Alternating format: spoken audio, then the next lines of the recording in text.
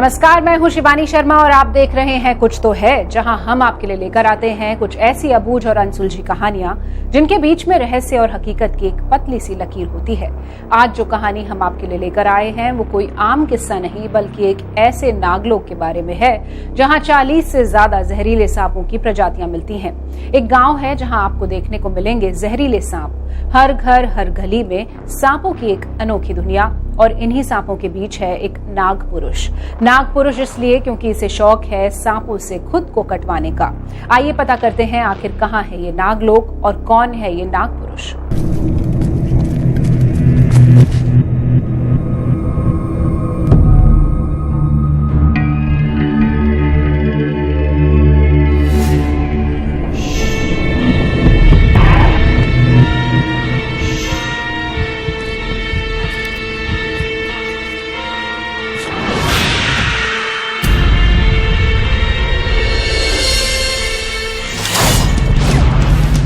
जिनका एक दंश जिंदगी खत्म कर दे,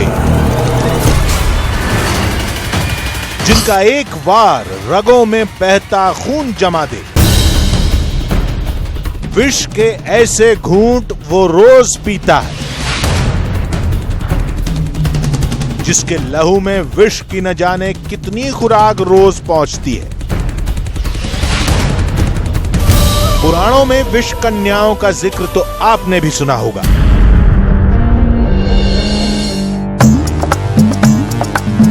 लेकिन आज टीवी पर पहली बार आप नाग पुरुष को देखेंगे। एक ऐसा इंसान जो सांप का जहर पीकर ही जिंदा है। हिंदुस्तान के उस रहस्यमय गांव में वो अकेला अजूबा नहीं है, कुछ और भी हैं जिनकी जिंदगी रेंगती मौत के साथ ही आबाद है।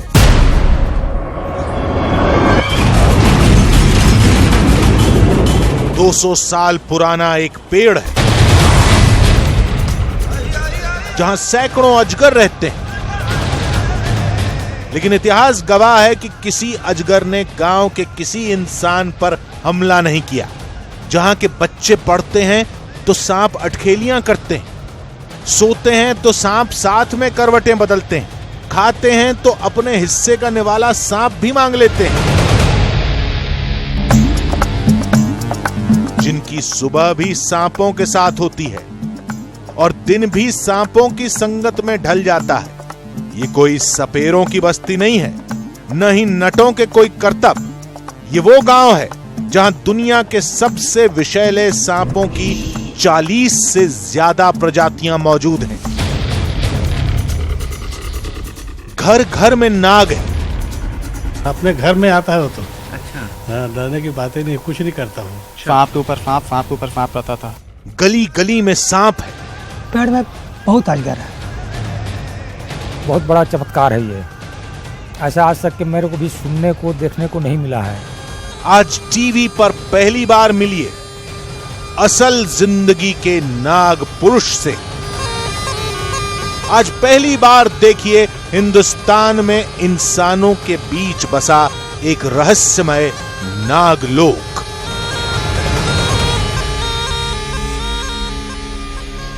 दो कहानियां, दो बस्तियां और सच की तलाश में निकली न्यूज़ 18 इंडिया की 2 टीमें।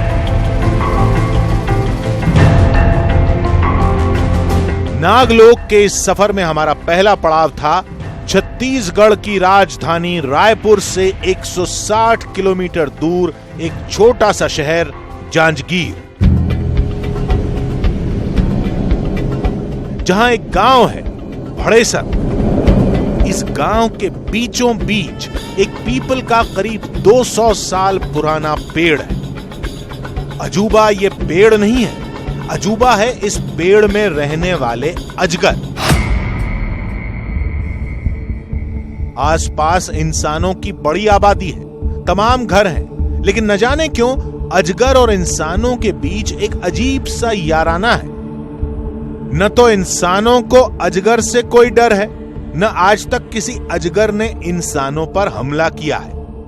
जब तक आप किसी चीज के बारे में सुनते हैं, पढ़ते हैं, तो वो एक फंसाने की तरह होता है, लेकिन वही चीज़ जब आपकी आंखों के सामने आती है तो वो हकीकत बन जाती है। और यहाँ आने से पहले हमने भी इस पेड़ के बारे में सुना कि इसमें सैकड़ों अजगर हैं जो सामने आते हैं। इस पेड़ में सैकड़ों अजगर रहते हैं, लेकिन वो देखिए मेरी आंखों के सामने एक अजगर अभी इस पेड़ के खोखल से बाहर निकलकर धूप सेक रहा है। इस गांव के बीचों बीच इस घर के पास इस पेड़ में सैकड़ों अजगर हैं और उसका पहला नमूना हमारी आंखों के सामने है। ये अजगर बाहर निकला है और धूप सेक रहा है। तो ये अपने आप में हैरान करने वाली, चौंकाने वाली बात है। एक अजगर होता तो हैरानी नहीं होती। लोगों ने बताया कि इस पेड़ पर सैकड़ों अजगर हैं। कुछ तो हमारी आंखों के सामने मौजूद थे। कोई पेड़ की शाखों पर झूल रहा था, कोई पत्तियों के बीच आराम फरमा रहा था, तो कोई दरख्त पर बेखौफ चहलकदमी कर रहा था। जहां घर घर से सांप निकलते हैं और सबसे रहस्यमयी है वो नाग पुरुष जो खुद को सांपों से कटवाता है। और यहीं एक रहस्यमयी पेड़ भी मिला जिस पर रहते हैं सैकड़ों अजगर। रहस्य को तलाशने का एक ही रास्ता था कि हम पेड़ की इन दरारों में झांके। काम थोड़ा जोखिम भरा था, लेकिन सच की तलाश में हमें यह जोखिम उठाना पड़ा। एक सीढ़ी के सहारे हम इस पेड़ पर चढ़े।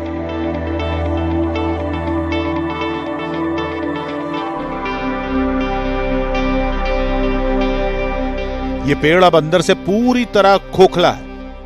हमें पेड़ की वो सबसे बड़ी दरार दिखाई दी जहां कुछ वक्त पहले ही हमने कुछ अजगरों को देखा था। हमने फैसला किया कि हम अपना GoPro कैमरा इस दरार में रखेंगे ताकि पेड़ के अंदर की तस्वीर हमारे सामने आए। एक पाइथन में ताकत कितनी होती है? एक पाइथन, एक अजगर बेहद ताकतवर होता है और अगर आपको अपनी चपेट में ले ले तो फिर आप बच नहीं सकते। आपका दम घोट देगा, आपकी हड्डियों का कचूमर बना सकता है। हम इस पेड़ पर चढ़े हैं ये देखने के लिए कि ये कितना खोखला है। और आप देखिए यहाँ पर आपको दिखाई देगा कि पेड़ हर तरफ से खोखला है, घरा है, चारों तरफ पत्तियाँ हैं, लेकिन उसके बावजूद भी ये चारों तरफ से खोखला है। और ये कैमरा में इसके अंदर जो यहाँ पर एक पूरा खोखल बना हुआ है, इसके अंदर डाल के देखने की कोशिश कर रहा हूँ कि अंदर हमको कुछ दिखाई देता है या नहीं। ये देखिए,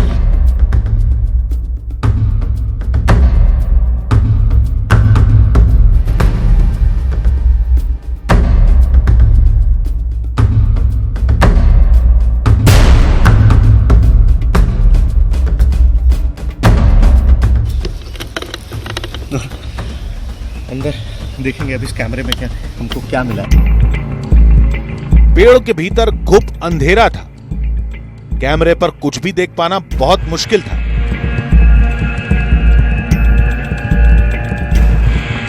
इन दरारों के अंदर अजगरों की सांसों की आवाजें साफ सुनी जा सकती थी। तमाम कोशिश के बाद भी न इस पेड़ पर सैकड़ों अजगरों की रिहाइश का रहस्य समझ में आया, न अजगर और इंसानों के बीच इस दोस्ती का मतलब पता लगा। इसलिए नागलोक जाने से पहले यहां की गुत्थी को सुलझाना जरूरी हो गया।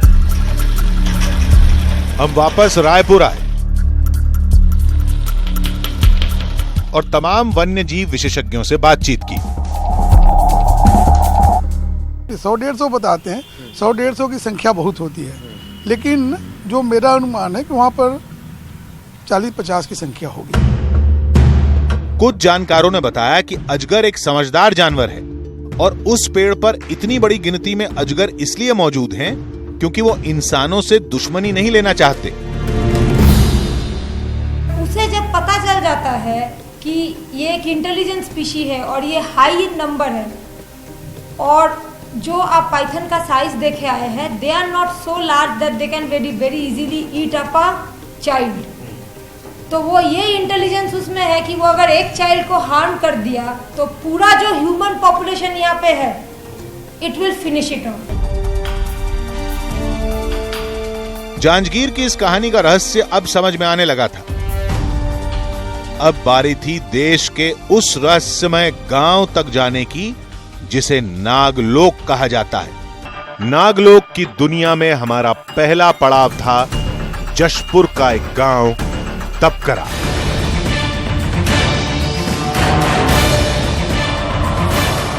सांपों का ख्याल आते के साथ ही जहन में दहशत की तस्वीर उभरती है।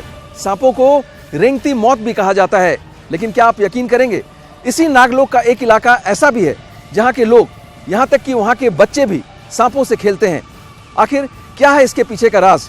क्या उनके पास कोई खास मंत्र शक्ति है जिसके जरिए वो सांपों को वश में करते हैं, या फिर कुछ और? गांव के पहले ही घर में हमें इस सवाल का जवाब भी मिल गया। ये घर था असवर राम का। घर के चबूतरे पर एक जहरीला कोबरा फन फैलाए बैठा था, जबकि दूसरा वहां मौजूद बच्चों के साथ अटखेलियां कर रहा था। बच्चे पढ़ रहे थे तो सांप भी किताबों में गोते लगा रहा था, कभी बच्चों के कंधों पर तो कभी गले में। हमें बताया गया कि बच्चे सोते हैं तो ये सांप भी बच्चों के साथ ही करवटें बदलता है। ये हमारा छोटा भाई जैसा है, और खाती है, हमारे साथ खाती है, पीती है और पुस्तक भी पढ़ती है। बच्चे खाना खाते हैं तो अपना हिस्सा मांगने सांप भी पहुंच जाते हैं, और रोज कुछ इस तरह उनका पेट भरा जाता है।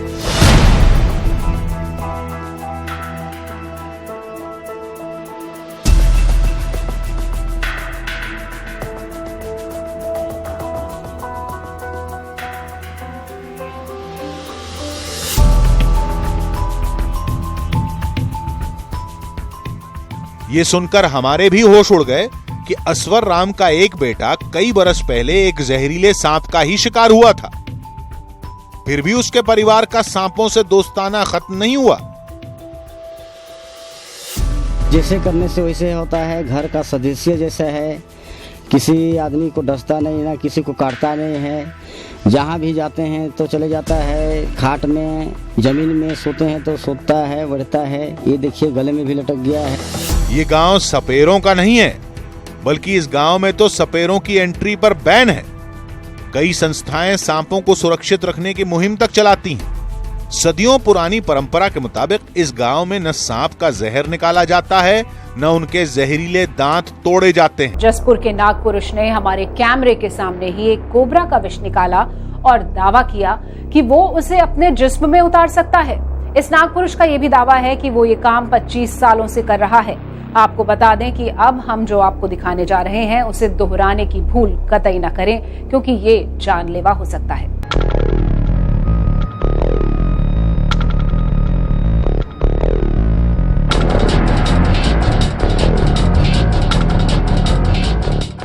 पीलू साय यानी वही नाग पुरुष जिनकी शक्तियां पूरी दुनिया के लिए एक पहेली बन चुकी हैं। 50 के आसपास की उम्र, किसी आम इंसान जैसी ही कदकाठी, लेकिन शक्तियां ऐसी कि कोई भी इंसान हैरत में पड़ जाए।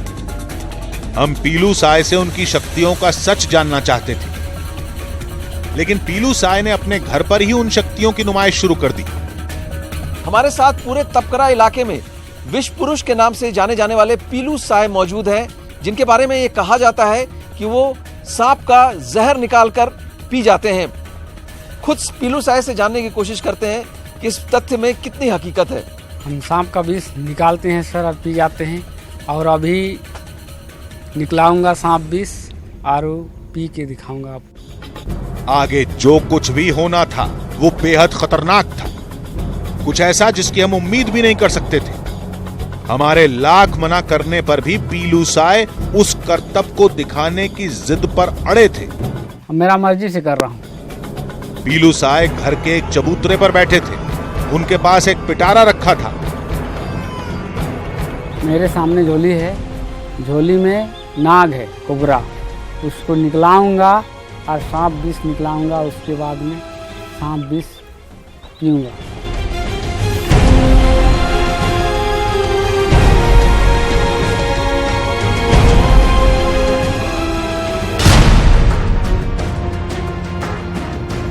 ये सांप बेहद जहरीला था। इसके दांत, इसके विष के साथ कोई छेड़छाड़ नहीं हुई थी। पीलू साय ने उस सांप को पकड़ा और अपनी जेब से एक शीशी निकाली जिसमें सांप का जहर भरा जाएगा।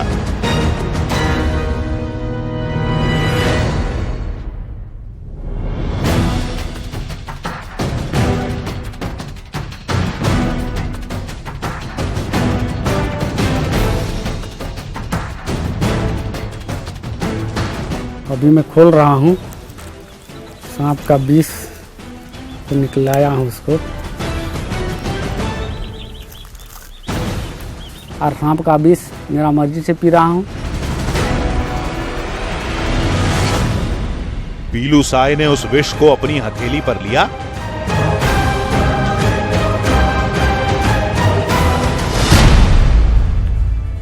और देखते ही देखते उन्होंने विष को अपने गले से उतार लिया।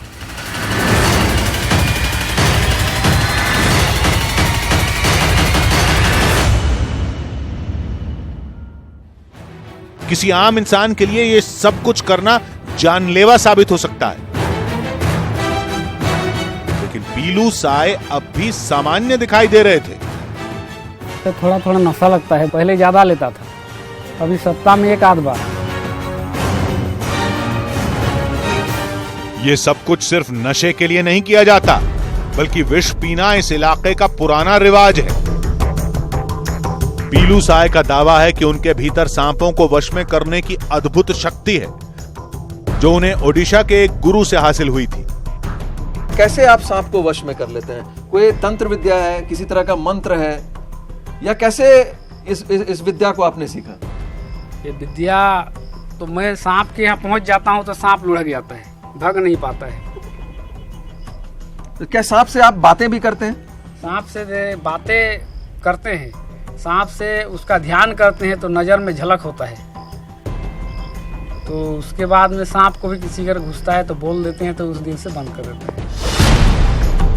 पीलू के परिवार को भी इस खतरनाक खेल की कोई परवाह नहीं। उन्हें लगता है कि सांप उनका कुछ नहीं बिगाड़ सकते।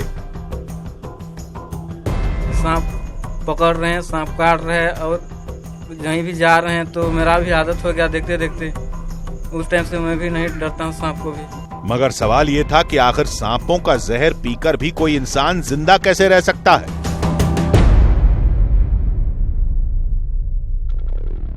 जानकार मानते हैं कि कोबरा और करैत जैसे सांप डसते वक्त इंसानों के जिस्म में 7 मिलीलीटर जहर छोड़ते हैं, जिसका असर 1 से 3 घंटे बाद दिखाई देने लगता है।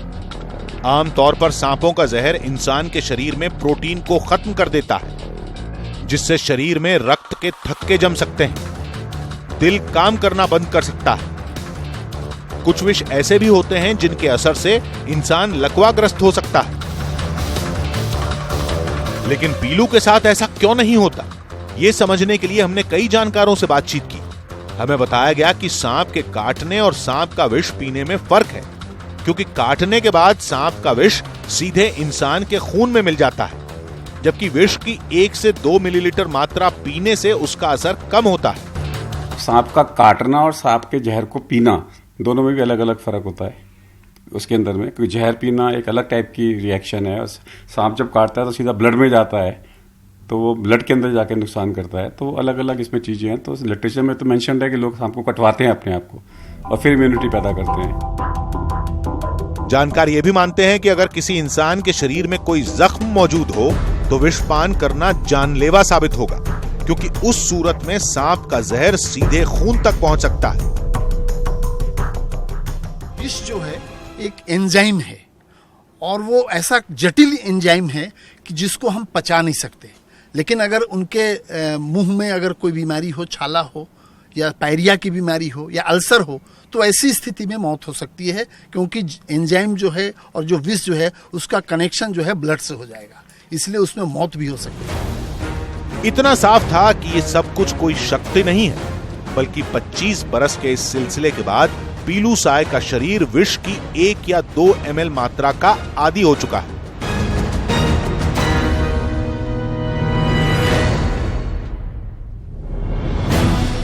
जसपुर का ये नाग पुरुष यानी पीलू साय एक अजूबा बन चुका है, लेकिन ये कहना गलत होगा कि उसके पास कोई अद्भुत शक्ति है। लेकिन इस नागलोक में 40 नागों की प्रजातियां होना वाकई में अनोखी बात है। कुछ तो है मैं आज बस इतना ही, लेकिन आपसे फिर मिलेंगे ऐसी ही एक रोमांच से भरी कहानी के साथ। तब तक के लिए दीजिए पूरी टीम को इजाजत। नमस्कार।